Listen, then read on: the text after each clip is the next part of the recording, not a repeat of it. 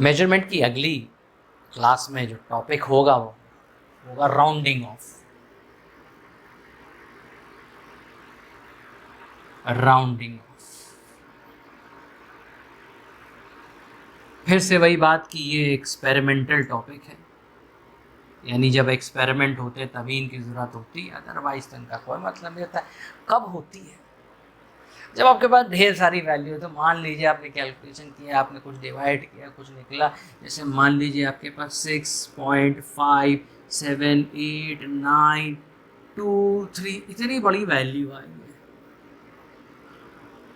और आपसे बोला गया कि हमको इतना बड़ा रिजल्ट नहीं चाहिए, हमको हमारा रिजल्ट सिर्फ इतना चाहिए। कितना चाहिए? सिर्फ इतना चाहिए, इतने डिजिट से चाहिए।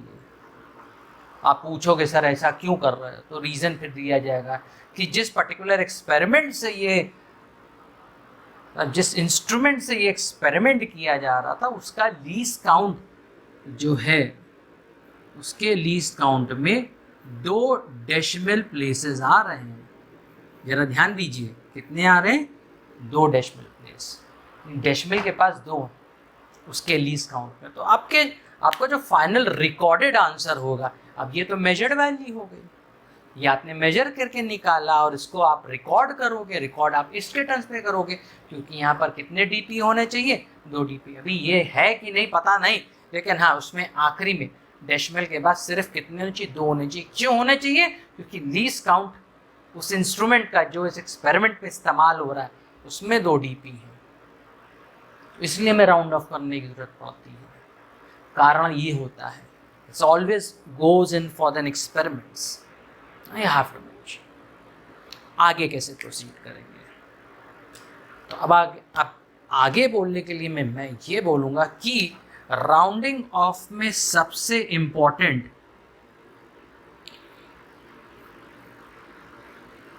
जो डिजिट होता है वो ये होता है।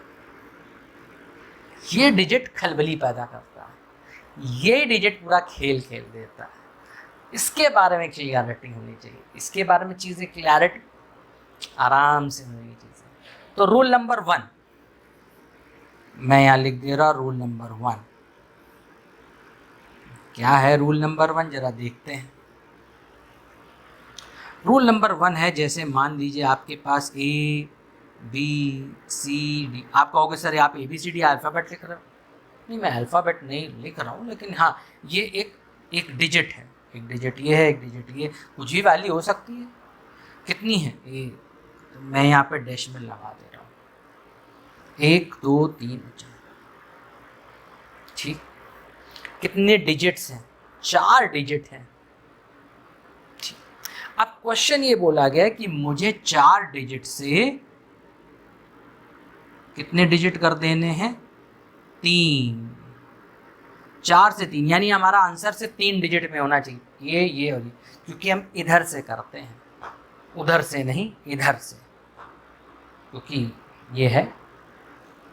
तो भाई 3 है तो इसका मतलब क्या होगा? 1 डीपी तक आंसर हमको लिखना। कैसे करेंगे? क्या कंडीशंस होंगे? तो चलो सबसे पहले इसको बारे में जानते हैं कि 4 डिजिट से जब 3 डिजिट बनाएंगे तो ये वाला जो डिजिट है इसको हम ड्रॉप कर देंगे, इसको हम ड्रॉप कर देंगे। इसको ड्रॉप करके इस पर रूल अप्लाई करेंगे। प्रीसीडिंग, स्पेलिंग गलत हो सकती है, नेट पे गूगल पे सर्च कर लीजिएगा। वैसे प्रीसीडिंग मतलब एक पहले, ये ड्रॉप है, ये प्रीसीडिंग डिजिट है, इसको तो गिरा देना है और नियम इस पर लगना है, इसको देख करके जिसको गिरा रहे हो। तो यहाँ पे रूल क्या है कि मान लीजिए अगर ये चीज़, ये डी, यानी ये डी जिसको आप ड्रॉप करा रहे हैं, अगर इसकी वैल्यू 5, देखो 5 है, 5 से कम है तो इस वैल्यू पर कोई फर्क नहीं पड़ेगा। C will be reported as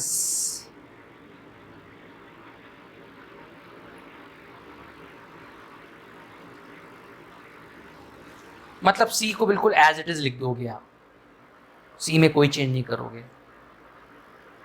और अब अगर ये डी की वैल्यू 5 से बड़ी है, मतलब ये जो डिजिट ड्रॉप करो 5 से बड़ी है, तो क्या करोगे, तब यहाँ पे सी को हम लोग लिखेंगे C+1, मतलब एक डिजिट बढ़ा दिया जाएगा उसमें, इस तरह से लिखा जाता है। अब एक एग्जाम्पल हम ज़रूर ले लेते हैं, जैसे मान लीजिए हमारे पास दे रखा है 4 6 7 और यहाँ दे रखा है 2, और इस तरह से बिल्कुल वही लिखा मैंने। अब इसको ड्रॉप करना है, 2 को ड्रॉप कर देना है, 2 को ड्रॉप कर देना है, और इसमें अब जिसको ड्रॉप कर रहा है फिर उसको देखो क्या है, क्या वो 5 से कम है। अगर वो 5 से कम है तो क्या करेंगे, जो प्रीसीडिंग डिजिट है उसे एज इट इज लिखेंगे। ये हमारा इसका पहला एग्जाम्पल। और मान लीजिए आपके पास एक दूसरी चीज़ है, इसको मैंने ऐसे ये है और यहाँ पर लिखा हुआ है 6 लिख लेते हैं। भाई 6 क्या है, 5 से बड़ा है। ड्रॉप किसको कराना है, ड्रॉप इसको करना है। अब ड्रॉप जिसको करना है ये तो हटा दिया। अब ये प्रीसीडिंग डिजिट है, कैसे लिखेंगे, क्योंकि ये 6 5 से बड़ा है, इसलिए इस डिजिट को हमें ऐसे लिखना पड़ेगा। तो यह एग्जाम्पल हो गया इसका कि क्या करा जाएगा, क्या करा जाएगा। बिल्कुल साफ है कि क्या किया जाएगा। जिसको ड्रॉप करना होता है उसके नेचर को देखा जाता है, चेंजेस प्रीसीडिंग डिजिट में किए जाते हैं। तो इस तरह से ये रूल नंबर 1, क्योंकि मैंने कहा था 5 से डील करता है, इसलिए 5 की ही बात हुई है यहाँ पे। और अब क्योंकि यहाँ पर 5 से कम या 5 से ज़्यादा वाली बातें हैं, ये तो कोई वही बोला गया कि अगर 5 होता तो क्या, तो हमारा अगला रूल उसी के लिए है। रूल नंबर 2, अगला रूल हमारा इसी के लिए है और कुछ इस तरह से A.B.C और यहाँ पे लिखा मैंने 5। तो फिर से भाई बात कि ये संख्या है, ये भी संख्या, ये भी संख्या, pure digit. Again the same conditions that 4 out of this like 4 digits it has to be like 3। तो मैं कैसे करूँगा, क्या करूँगा, मुझे क्या ड्रॉप कराना, मुझे 5 को ड्रॉप कराना है। ये 5 को DROP ड्रॉप कराना है मेरे को। तो मैं क्या करूँ, अब मुझे चेंज क्या करना है मुझे। अब यहाँ पे जो है जब 5 होता है तब प्रीसीडिंग डिजिट में देखा जाता है प्रीसीडिंग डिजिट। और प्रीसीडिंग डिजिट का रूल यहाँ पर किस तरह से चलेगा, अगर आपका प्रीसीडिंग डिजिट यानी C प्रीसीडिंग डिजिट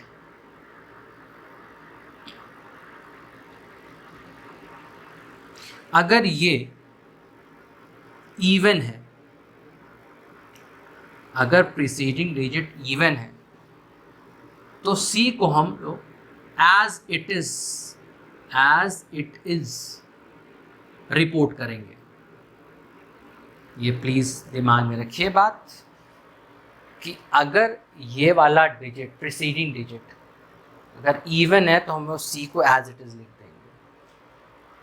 दूसरा रूल, अगर यही प्रीसीडिंग डिजिट आपका ऑड हुआ तो फिर C को हम लोग C+1 लिखेंगे। तो कैसे क्या एग्जाम्पल होगा, तो इसके लिए भी हम लोग बात कर लेते हैं।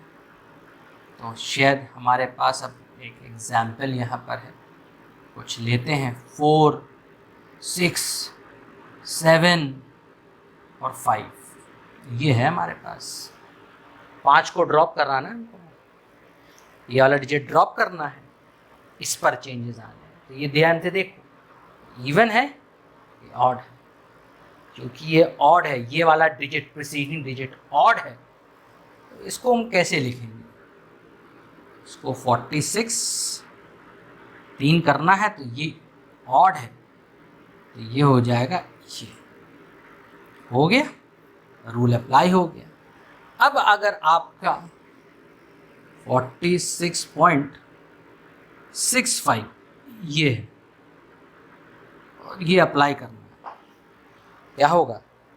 ये तो ड्रॉप्ड वैल्यू है और ड्रॉप्ड वैल्यू 5 है, ड्रॉप्ड वैल्यू 5 है, और जो प्रीसीडिंग डिजिट है, ज़रा ध्यान से देखेंगे, अगर आपका प्रीसीडिंग डिजिट यहाँ पर इवन है तो हम कोई भी चेंज नहीं करेंगे, उसे एज इट इज़ लिख दिया जाएगा। तो सेकंड वाले रूल का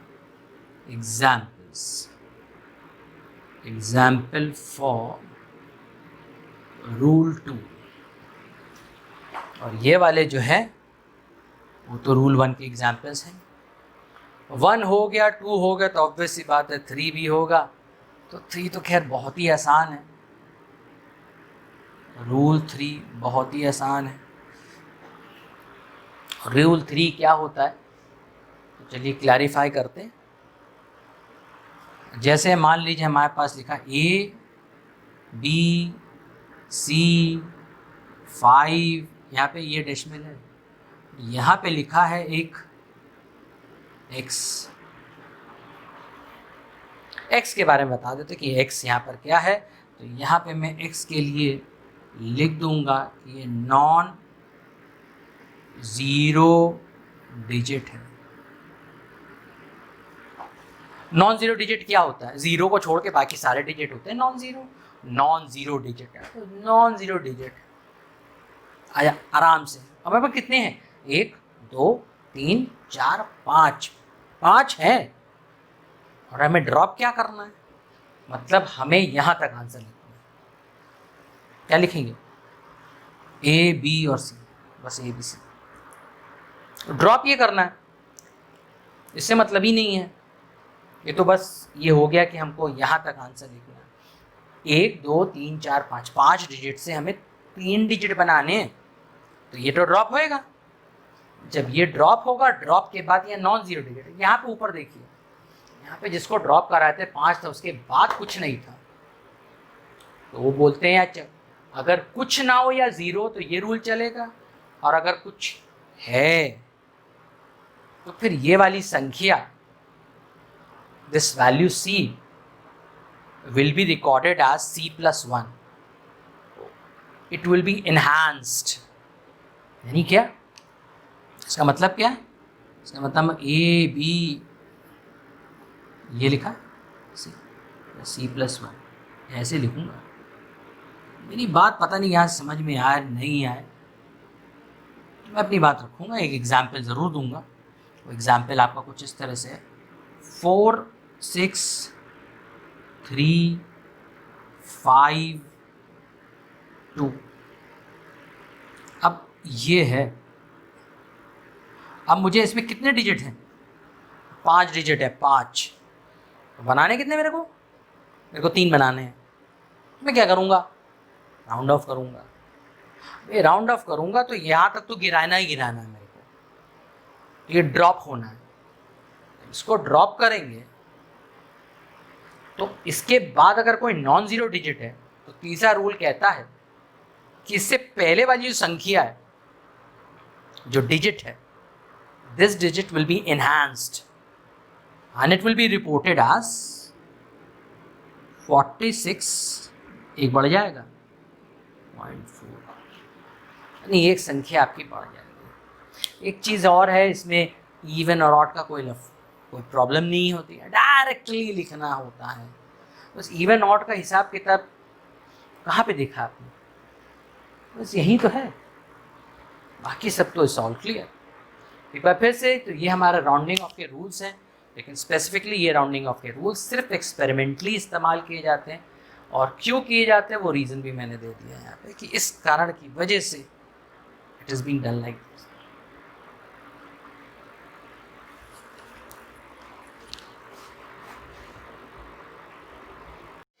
है।